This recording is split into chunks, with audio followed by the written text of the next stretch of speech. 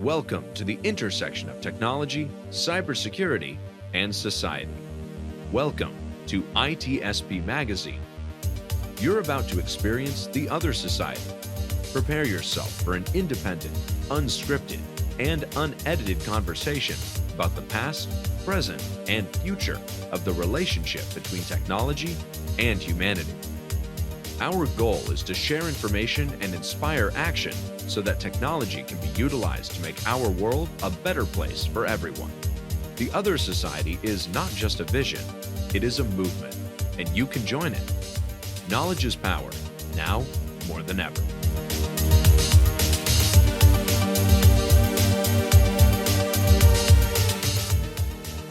And Marco. Sean. Here we are. The trifecta. Yeah, number three. Three is a charm, as they say, right? Third time's a charm.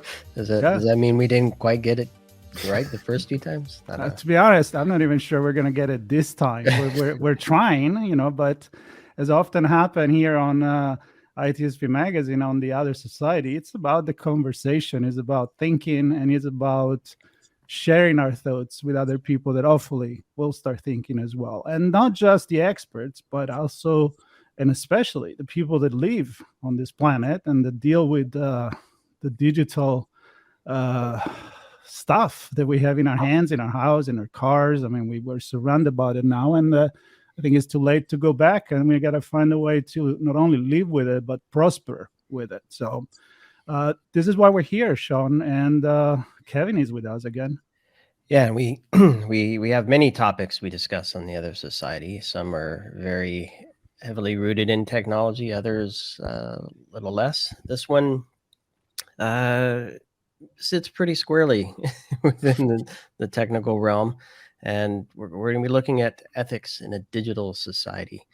And we've had two conversations on this topic, and I suspect we'll have many more, where we looked at the 101 of what ethics in a digital society means, and then we looked at how technology plays a role in helping us prepare for the society and build a society that's ethical. And today we're going to look more at the social impact of that. And Kevin, I'm thrilled to have you on. And as you did with the other two panels, we had some amazing guests today. So who do you have? Well, first off, who is Kevin for those who haven't? Who are you, Kevin? From you yet? Why are you here? And then please do a quick round of intros for our esteemed guest today. Yeah. You can't ask a philosopher who he is and why he's here. Not if you're going to tail the time to 45 minutes. No, you don't have that time. You don't have that kind of time. I'll avoid the existential crisis for this afternoon then. And thanks, guys, for the introduction. Yes, I'm Kevin Macnish. I'm a consultant with Soprasteria, a former academic philosopher, still involved in that world somewhat, and really focusing on ethics and technology from a consulting perspective these days. But absolutely thrilled to have the guests that we've got on today's program. As you say, we've had some great guests throughout this series. Today, really pleased to introduce Letitia, Olivia, and Philip. I'll let them introduce themselves, as they can be far more eloquent about their backgrounds and their skills than I will. So Letitia, as you're bottom left of my screen, we'll start with you. You could just give us a few words about yourself. Yes, thank you very much, Kevin. Thank you all. My name's Letitia Dwampama. I'm an ethics, integrity, and compliance professional working for multinationals or big business. Such roles do exist in big business. I know people are surprised, and it's not a legal role. So you do focus on the ethics and integrity.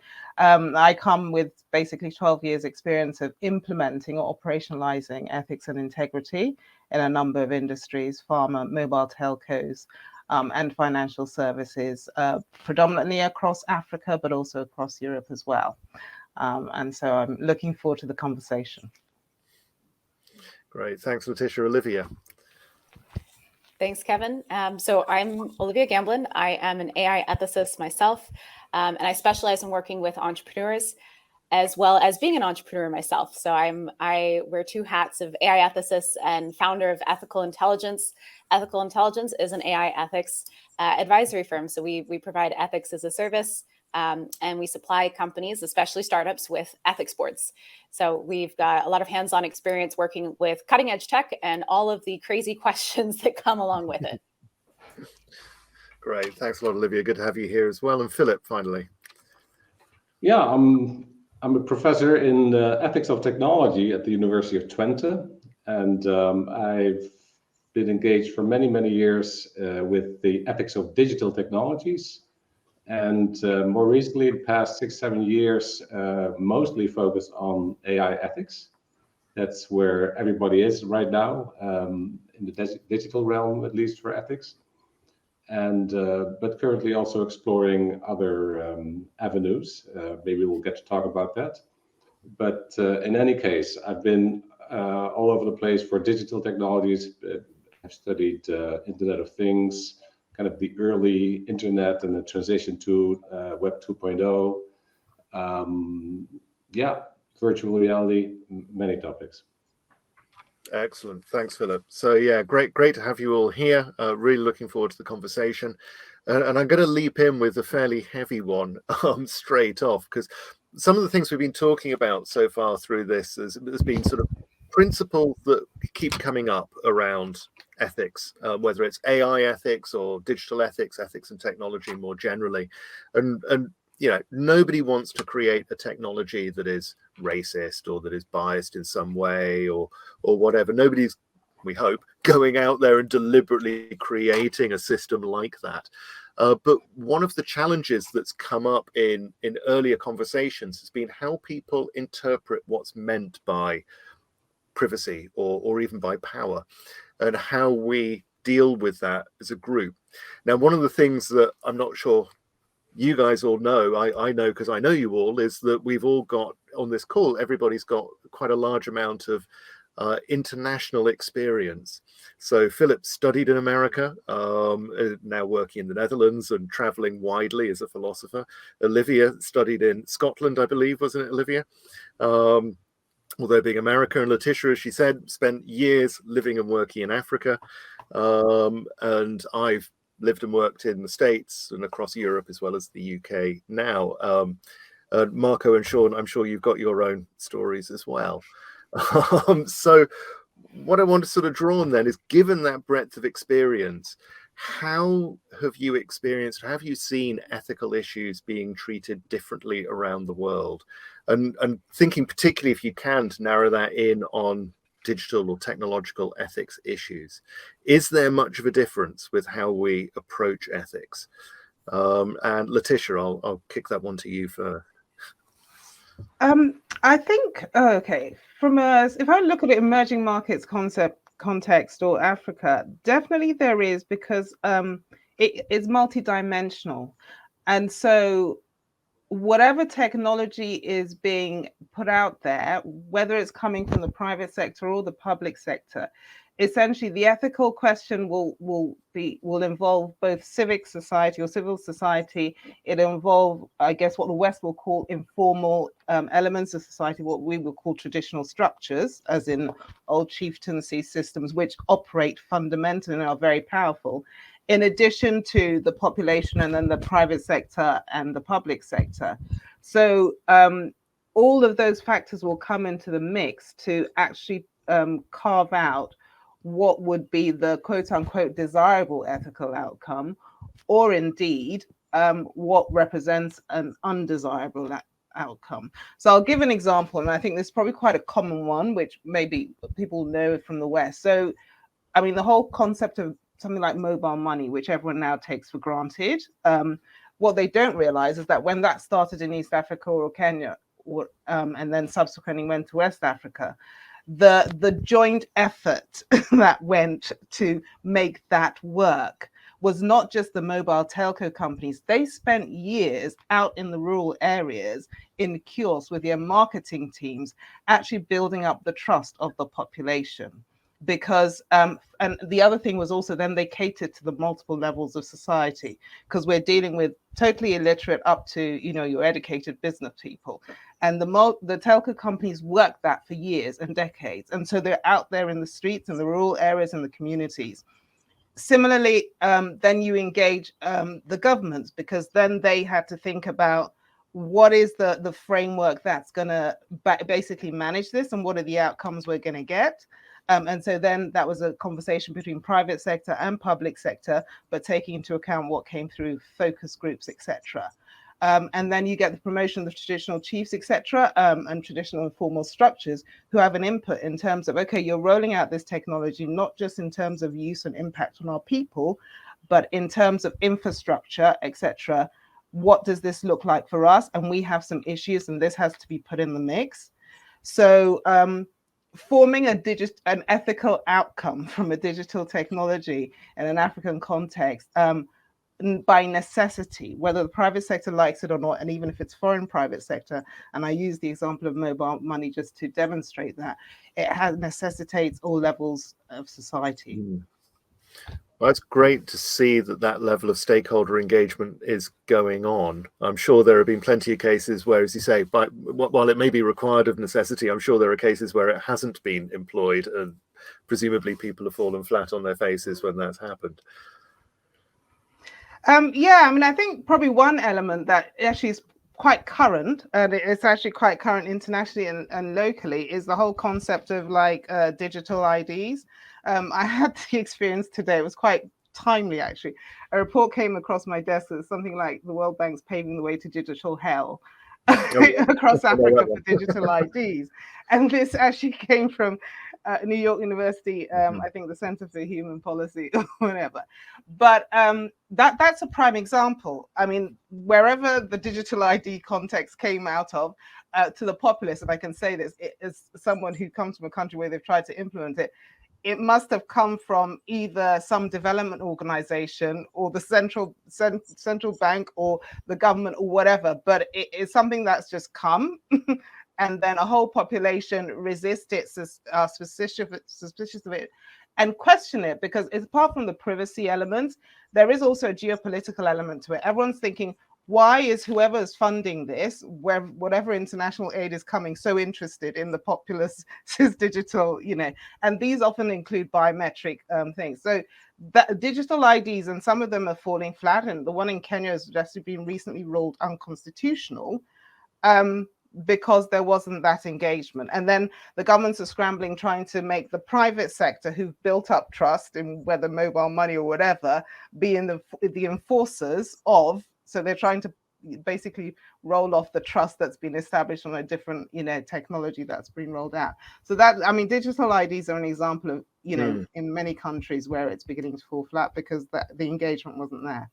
Yeah, thanks. So it was a very interesting report, that one. I read it as well. And I mean, a lot of it picked up on the Aadhaar system in India, around how that's been implemented, and some of the challenges that's thrown up as well. So Philip, how about yourself? Because I know you've looked at privacy across numerous different cultural contexts in the past, and some of the issues that might have come up there. So what's your view on ethics and international application? Yeah, well, there are differences between countries and regions for sure. And those are perhaps becoming a little bit less through globalization. But if I would dare to make a very coarse generalization, at least my research shows that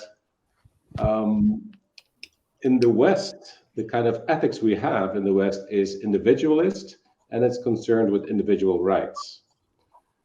While as in many non-Western regions, especially in Africa, Southeast Asia, at least the kind of original ethical beliefs and values are more concerned with the welfare of the community.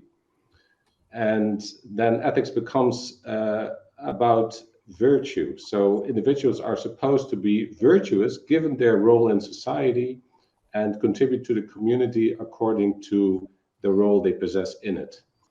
That also matches more with a more hierarchical conception, perhaps, whereas in some of the more Western societies, you have this very liberal egalitarian conception that everybody is equal. So there's not going to be any differences in the virtues that people are going to supposed to be having.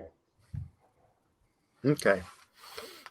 Thanks. Yeah. So there may be some generalizations you're saying which can be drawn, but certainly that Western perspective being quite individualistic, and again that's something which we've talked about in former sessions as well. That when we talk about privacy in the West, it tends to be a very privacy of the individual, and we'll come back to GDPR in a moment. But that's certainly an example, I think, of a very individualistically focused piece of legislation. But how about you, Olivia? What have been your experiences in that field? And in a way, I know you deal a lot with Silicon Valley, so you almost kind of have a very microculture going on there as well. It is a microculture. That's the best way to put it. It's its own bubble. And I can definitely bring a bit of a perspective here in terms of, I know Europe and North America are both Western cultures, but there is a difference between the application even in the States and especially the Silicon Valley versus the European approach. So in the States, what I see a lot of is ethics being called responsible AI. So right now that's our trend, it's responsible AI. And it is looked at like a technical problem that we have to solve. So when I do see American companies trying to approach responsible AI, trying to embed ethics, they go for tools. It's a tool-based solution where they want a dashboard, they want a Python package, they want a governance software. They just want something that's easy to plug in and walk away from and just have it run. And the struggle that's happening there is the lack of understanding that responsible AI, ethical AI, whatever you want to call it, is not just a technical problem. There are technical elements, but they're missing this socio-cultural layer that needs to complement, because if we're only solving this as fairness metrics without understanding what fairness is in the context of how we're applying it, then we're tracking a lot of numbers for no reason. That's the American side. And I know I sound a bit critical, but we're getting there. This 3 years ago, I would have said they were doing nothing. So we're getting somewhere. But on the European side, by the European Union and just the different European mindset, conversations around values and the communal approach to values is a lot more common. So the idea of ethics is not so foreign. You can go to a company and say, are you practicing ethics? And they'll usually say yes, maybe not necessarily in hard detail, but it is a natural part of the conversation. From the European side, though, they are taking a much more risk-focused approach, as well as a regulatory approach. So we've got the major regulations in AI coming out, and that's how they're approaching, we're going to make this ethical by requiring people to do different checks. I'm not going to say one is better than the other. We're going to see how they all work out, and they definitely influence each other. But even down to Europe versus California, it's already a very big difference in terms of approach. Interesting. And I think, I know one of the things with GDPR is that, the way that GDPR is formed, it's very principles based and it's very contextual as well. So for instance, personal data in GDPR is defined as being data that may be used to identify, or data that can identify a living individual. And so obviously that changes depending on the context. It's not as simple as just saying it's your name or your address or something like that. So with the California Consumer Privacy Act, which has come in fairly recently, has that taken a similar approach? Because that kind of pushes back against that desire for dashboards and simple tech solutions, doesn't it? It did take a very similar approach. It really gets lumped in quite often with GDPR, where even in California, you don't hear people talking about the CCPA, you hear them talking about the GDPR. That's the overarching one. If you think privacy regulation, you think GDPR. So it's a pretty similar approach at the end of the day. Okay. Yeah, thanks. So Philip, one of the challenges I think that sort of these attempts of CCPA or GDPR or whatever have in terms of using principles to regulate ethics or enforce ethics, if you like, or at least ethical behavior, is that they can come out with an approach to data protection. We all want data protected, so we say this is how we protect data. But yet there are broader ethical issues that we want to see, like fairness, for example, which we can't even agree amongst ourselves what we mean by fairness. How are you aware of any approaches, or how people are trying to begin to tackle some of those sort of more philosophical areas when it comes to operationalizing this stuff? Well, if you talk about digital technologies, for a long time, we haven't really had ethics guidelines for digital technologies that were embraced by governments or companies. Everybody was kind of doing that by their own, perhaps, but that has kind of changed with AI, that in the last couple of years, 2019, 2020, all these countries and international organizations have developed ethics guidelines for AI. European Union, IEEE, UNESCO, OECD, they've all come with quite similar ethics guidelines for AI that go beyond privacy and security, to also address fairness, to address even well-being, the environment, the quality of society. So quite broad, ethically speaking. And I think that's a very positive development, because that starts to radiate to digital technology in general, right? So AI ethics kind of becomes a role model, I think, for ethics of digital technologies more generally. So that's an important step, to have a broad set of ethical guidelines that go beyond privacy and security. Then, of course, the next question is, well, how do you implement that? And there, a lot is still to be gained, I think, because often organizations stop when they have the guidelines. They think, okay, everybody should know the guidelines, and then we're done. Or maybe we have some kind of simple implementation tool, as the European Commission, for example, tried to do. They try to kind of have their general principles and then a more kind of detailed set of instructions. But it's not even clear for whom exactly these instructions are, and under what conditions they should be applied. So much work still to be done, I think, with implementation. Yeah, very challenging. Letitia, how about your experience in that field?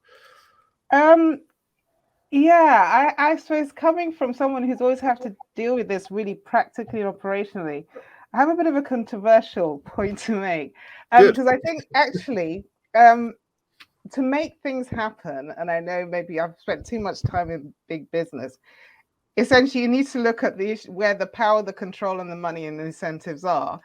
And I know we would like to say everyone wants ethics to happen anyway, but sometimes to make people do things the right way, or make organizations and operations and technology come out the right way, you need to follow that trend.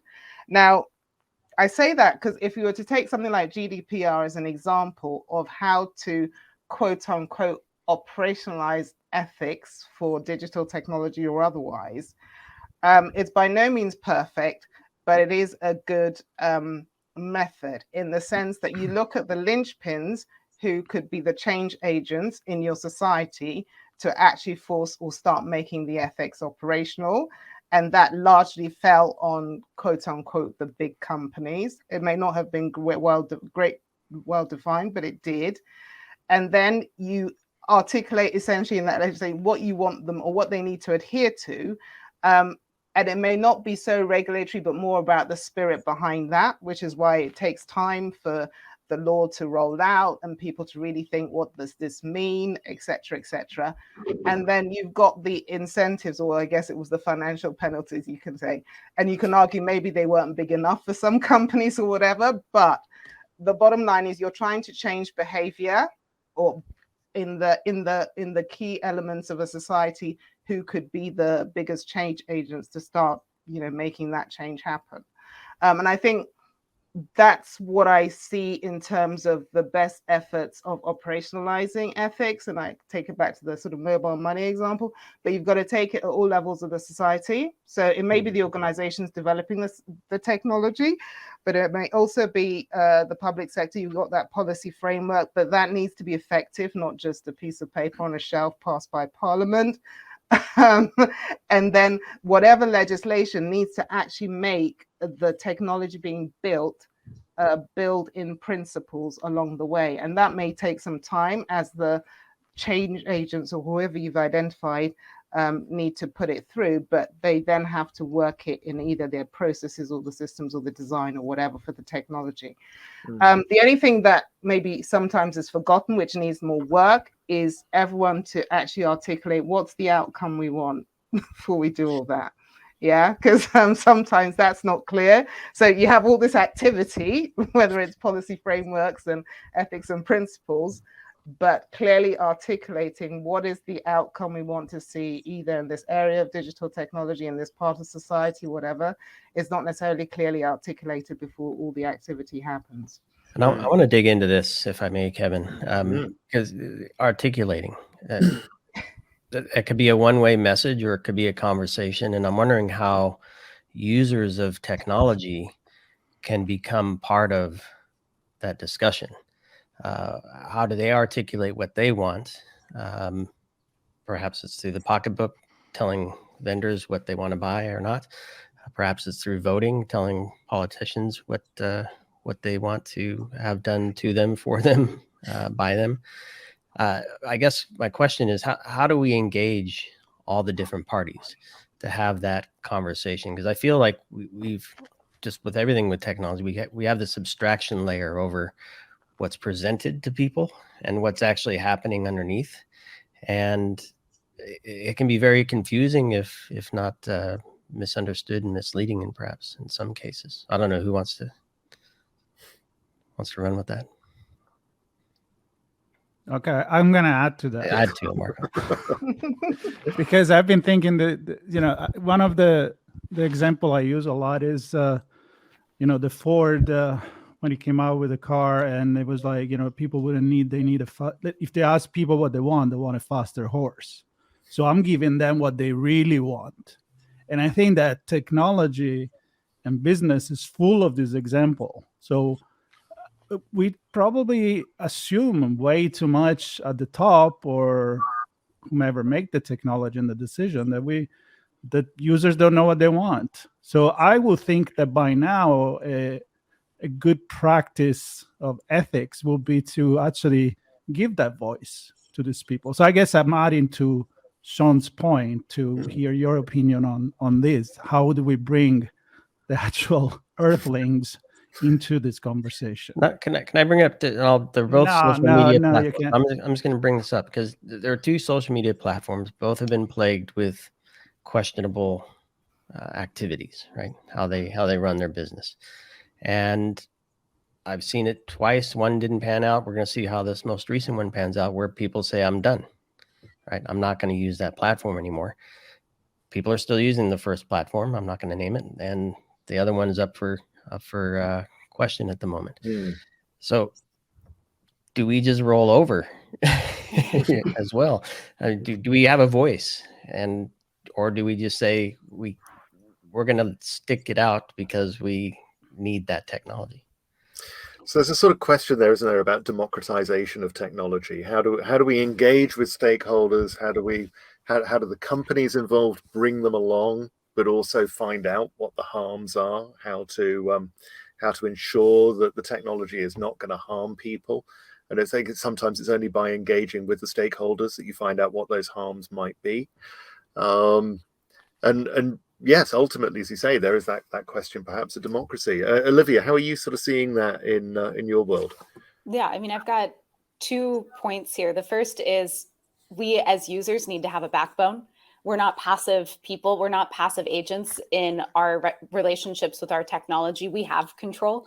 I think to date, it's been much more of our technology is happening and we're out of control. Whereas, Sean, as you were saying, we can vote with our pocketbooks. We can vote with our usage. If there are no users for a piece of technology, there is no technology.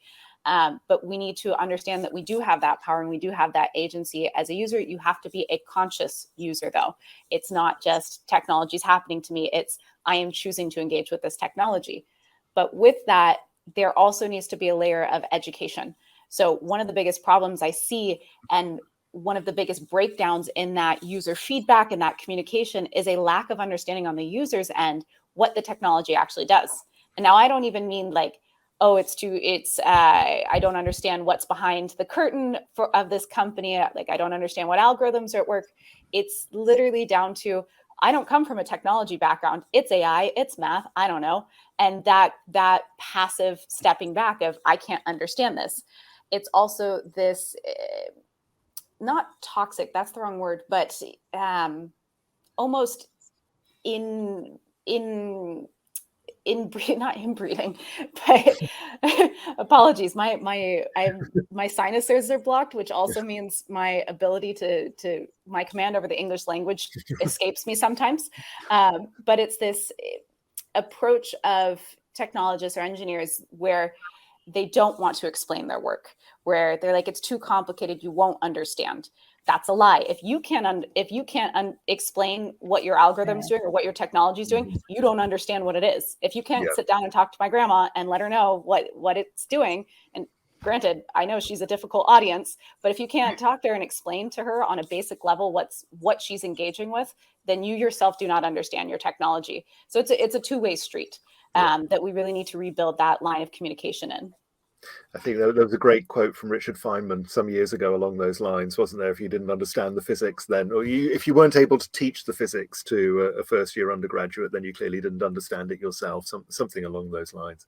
Philip, I know you've been doing a lot of work. You know, I mean, you very humbly didn't mention the fact that you're heading up a very large piece of research right now with numerous people, multi-millions, which for a university is no small feat, in socially disruptive technologies. So what are you sort of seeing in that world, in that research regarding this engagement with stakeholders? You know, are you seeing the same thing that Olivia's talking about, of this sort of divide between the technologists at the one hand saying, I'm unable to share this information with you, while the people are throwing up their hands and saying, well, I don't understand it? Or are you seeing more sort of bridging of that divide? Yeah, well, in my research, what's part of it is models for engaging stakeholders, right? So how do you engage stakeholders successfully at different stages in the development of new technology, as well as in the deployment and use of new technology, so that they have a voice. So that's part of what you need to do, because without stakeholder engagement, you can have ethics, but then ethics, it becomes something that the technology developers do amongst themselves, maybe with an ethicist involved, but you're missing the stakeholders that may have their own thoughts and their own wishes and their own particular values that they want to express. So talking about technology development, we advocate technology development processes where stakeholders are engaged early on, already in the formulation of the design objectives, the requirements. You want the stakeholders engaged and kind of telling them what's important for them and what should be taken into account as requirements, or how the objectives of particular design don't work for them or should be changed. So that's important. And then also at a later stage, when there's testing of prototypes, you want to engage stakeholders. And then also for the deployment and use process, so often you have, I mean, we have been talking, I think, implicitly about technology for the consumer market, but a lot of this technology is going to be deployed and used by organizations. So it's the employees of those organizations using that technology, and you want the stakeholders engaged in those organizations as they deploy the technology to make sure that all considerations are heard. So we've been developing both for development of new technology as well as deployment and use of technology, ethics approaches, ethics by design, and ethics of deployment and use that also involve stakeholders. Excellent, thank you. And I was going to ask about processes. I'm actually going to stick with you because you used that magical term, ethics by design. So, you know, it's something which Letitia talked about as well with topping and tailing and saying, yes, we want to have the right requirements. We want to make sure the goal is correct, but we've also got to do everything in between as well. And that's something you just said there too as well, Philip, with how do we get the process in there? So can you talk a little bit about let me step back here. I find the term ethics by design being flung around rather a lot at the moment. And as I speak to some people who use it, it strikes me that they're not really sure what it means. So would you be able to give a very nice, concise definition about what you mean by ethics by design? Sure. Ethics by design begins with the assumption that technology is not neutral, right? So sophisticated technology, it's not like a hammer, like you can do anything with it. It's designed for very specific tasks.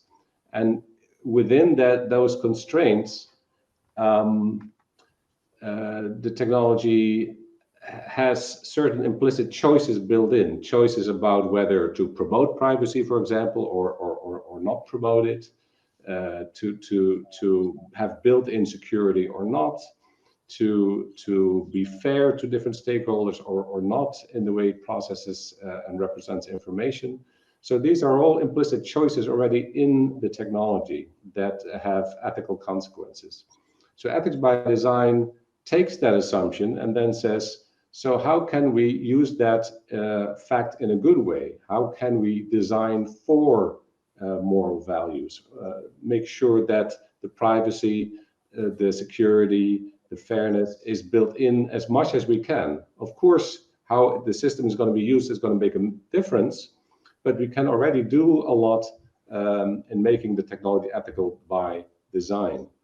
And ethics by design is then a detailed methodology where at different steps in the design process, you take into account different ethical issues and have procedures for implementing them in those different design phases. Now, I want to take this, and maybe Letitia and Olivia may have some as well. Your thoughts on what I'll call legacy systems. So our past has been defined and we're well entrenched in it. And I can turn to, I'm deeply involved in cybersecurity. I can look at industrial control systems and SCADA systems more specifically that were designed to not be connected to the internet. Once they are, they expose a bunch of vulnerabilities and weaknesses that can be exploited. I think about this in the context of digital ethics and infrastructure, the way we use technology, the way that organizations and other stakeholders interact with each other on these legacy systems. If we focus on ethical AI as the only thing, I'm not saying we're only looking at that, but if that's our holy grail of solving this problem, how do we overcome some of the challenges that we have with the legacy environment that we've built upon? Actually, let me first move because my battery's on empty. While you're walking, Philip, Letitia or Olivia, do you want to take that one up? How about dealing with legacy systems? Yeah, I mean, I think if I look at it from a practical operational perspective, especially as having seen basically new technology having to be rolled out on top of a legacy or in addition to alongside, and I think banks are probably a good example of that together with central banking systems. The challenge is to try and get the best of the both worlds, if possible, and it does take a significant amount of work and design. So if you're looking at basically the digital elements and the AI elements, and working with the model that has been articulated in terms of ethics by design, if you at least have the interventions in the design, the analysis, the build, or maybe the testing phase for the new digital element and the outcomes that it's supposed to deliver, then it's about creating that middle layer, which will basically kick the existing legacy technology to touch, as it were. And I mean, people go into middleware, etc. But you take the principles and the outcomes that you want from the new digital technology with the ethics built in, and then basically layer it on top.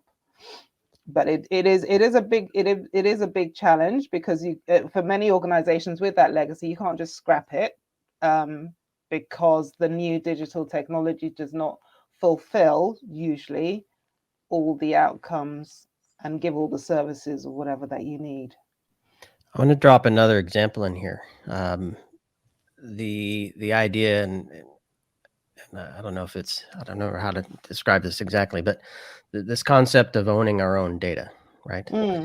Where perhaps this, and you use the word middleware, Letitia, and that's what kind of triggered this idea that there's this middleware layer that we control as individuals, that say, regardless of what's connecting above or below, new or old, I control this.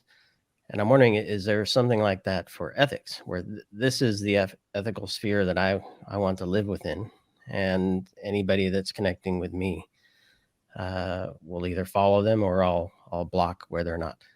Is that, am I out of this world on that?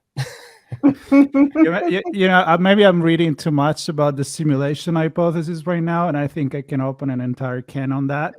But I feel like it's not even a matter at this point of, legacy system. Is about legacy culture, the legacy in our humanity, and how we're trying to maybe erase our culture. I don't know, Kevin, is that too much here?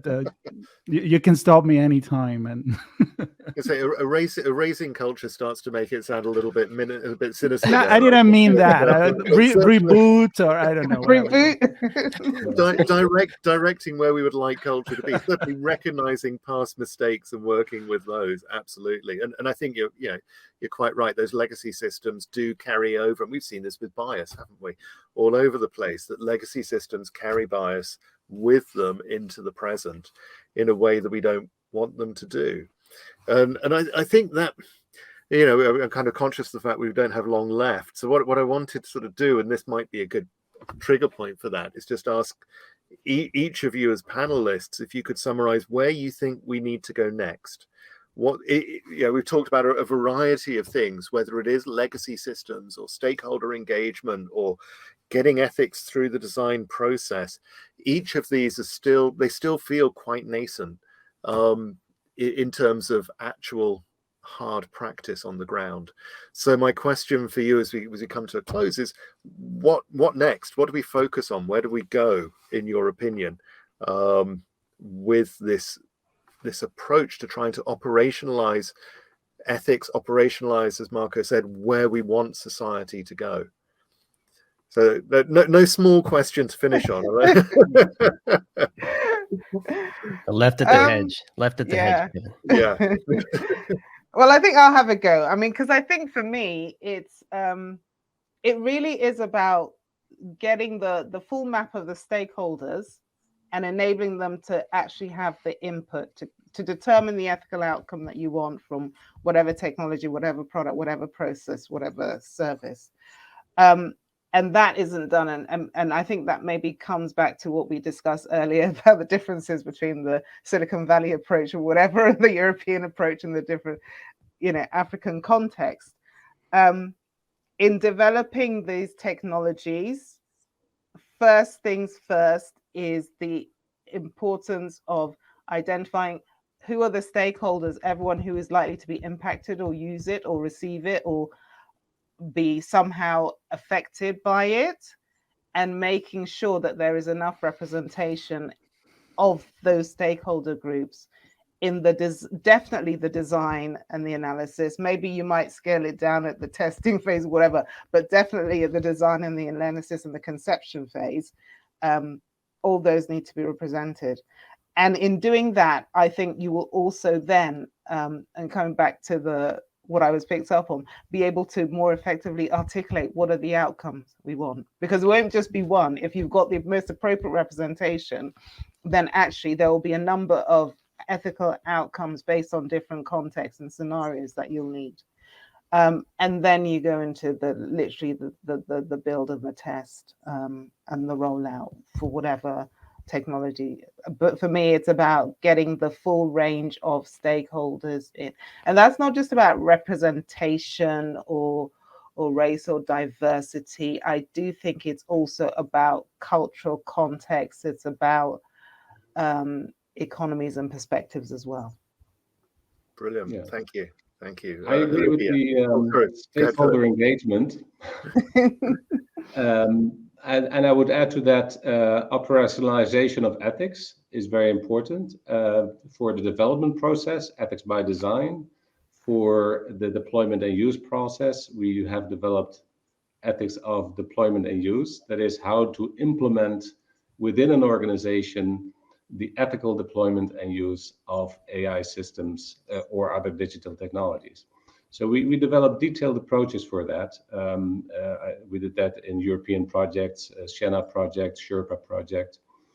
And now ethics by design for AI is part of the Horizon Europe ethics assessment scheme of the European Commission. So all AI projects have to go through AI ethics review.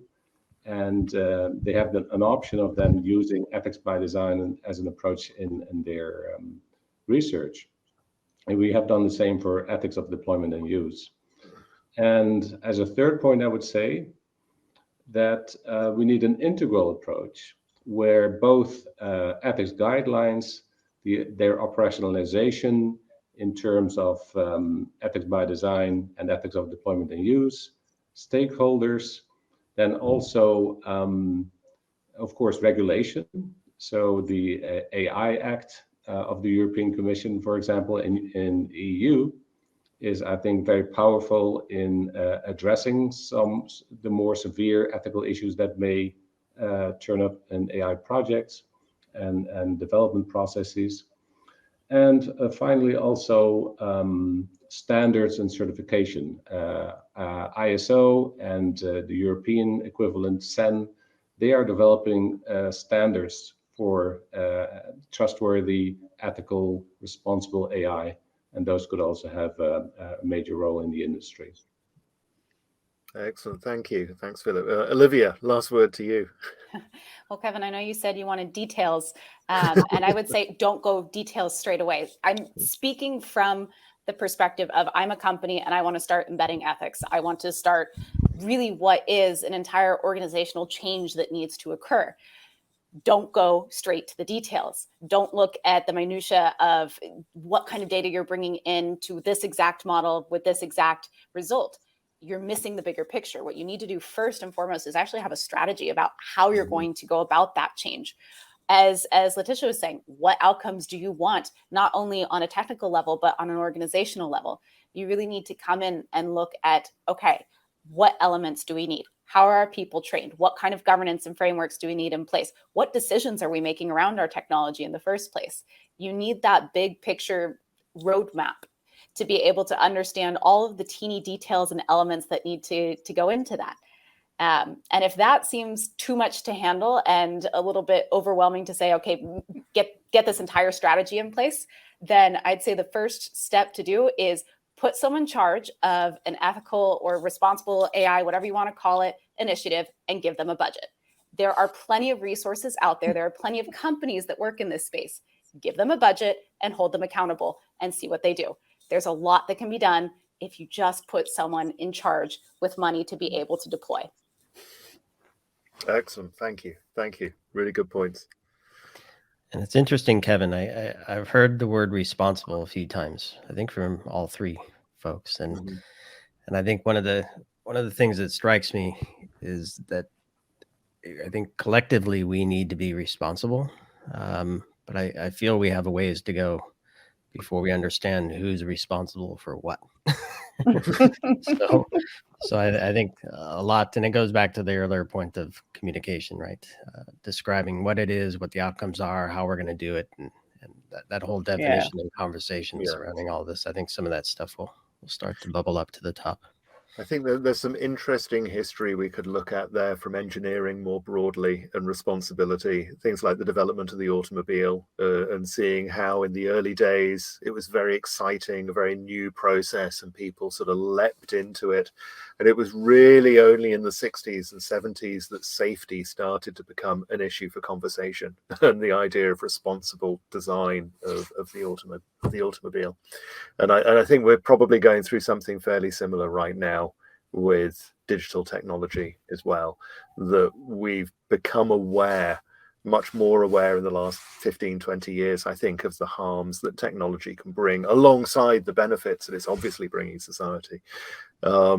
And that notion, as you say, of responsible development starts to really enter the picture.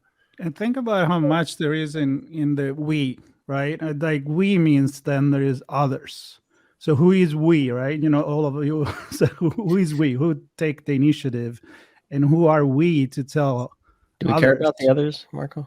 I don't know. Well, I kind of do. That's why I call this the other society. There is a reason for it. But what it makes me think about is this, and this is my last, words about this is, I think about the global village, the good old Marshall McLuhan, and how I think we're discovering now that, we're all connected, but we're still, and we should be all different within this global village, and we cannot go and tell others what they need, and by others I mean different culture. We need to respect those. And I may be going even too far right now, but I think that what we're seeing with the bird and the extinct and mammoth mastodon, I think there is a message there. We'll see what happens. Sean kind of mentioned that without making name, but I think that's where people are kind of taking control. We'll see what happens, but the message is there to recreate certain community versus an algorithm that is telling you this is what you're going to see today. Maybe a lot of topics for other conversation here. We'll have many more, Marco. And I think the point of all of this, and the main point of the other society, is and I think everybody mentioned it today as well. We have the power to define what we want. We can control this. We can bring us where we want to go, but we have to think meaningfully about that and define what it is, the outcomes that we want. So with that, Kevin, thanks for bringing a great conversation together. Letitia, Olivia, Philip, thanks for bringing your insights and getting us to think. Marco, thanks for giving me a nice face to view throughout this conversation. And for everybody listening, there will be links to resources that our guests want to provide, research they've done, articles they've read, articles they've written, perhaps even. Obviously many more conversations already recorded, many more to come, and a gazillion more topics on their way here on The Other Society on ITSP Magazine. So thanks everybody for listening and watching.